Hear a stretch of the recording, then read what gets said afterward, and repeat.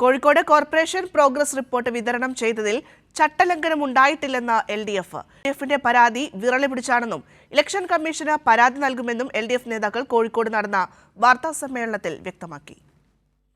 തിളക്കം എന്ന പേരിലാണ് കോഴിക്കോട് കോർപ്പറേഷൻ പ്രോഗ്രസ് റിപ്പോർട്ട് പുറത്തിറക്കിയത്. വികസന സദസ്സിൽ പ്രകാശനം ചെയ്ത പ്രോഗ്രസ് റിപ്പോർട്ട് ചട്ടം ലംഘിച്ചു എന്ന് പ്രചരിപ്പിച്ചാണ് UDF പരാതി നൽകിയത്. 75 വാർഡുകളിലെ കൌൺസിലർമാരുടെ ചിത്രം വെച്ചാണ് തിളക്കം പുറത്തിറക്കിയത് എന്നും രാഷ്ട്രീയമായ ഒരു വാചകം പോലും ഇല്ല എന്നും വിരളി പിടിച്ചാണ് UDF പരാതി നൽകിയത് എന്നും LDF നേതാക്കൾ പറഞ്ഞു. അത്തരത്തിലുള്ളൊരു ചട്ടലംഘനം ഉണ്ടായിട്ടില്ല എന്ന് മാത്രമല്ല, ഇത് ഈ പ്രസിദ്ധീകരണം പക്ഷപാതപരമായ രാഷ്ട്രീയമായ ഒരു പ്രസിദ്ധീകരണമേ അല്ല.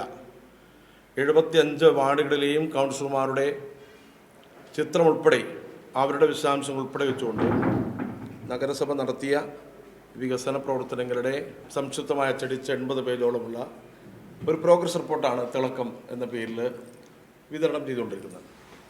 ഇത് രാഷ്ട്രീയമായ ഒരു വാചകം പോലും ഈ പ്രസിദ്ധീകരണത്തിലില്ല. തിളക്കം പുറത്തിറക്കിയതിൽ ഒരു ചട്ടലംഘനവും ഉണ്ടായിട്ടില്ല എന്നും കൌൺസിൽ തീരുമാനപ്രകാരമാണ് പുസ്തകം പുറത്തിറക്കിയത് എന്നുമാണ് LDF നേതാക്കൾ ചൂണ്ടിക്കാണിച്ചത്.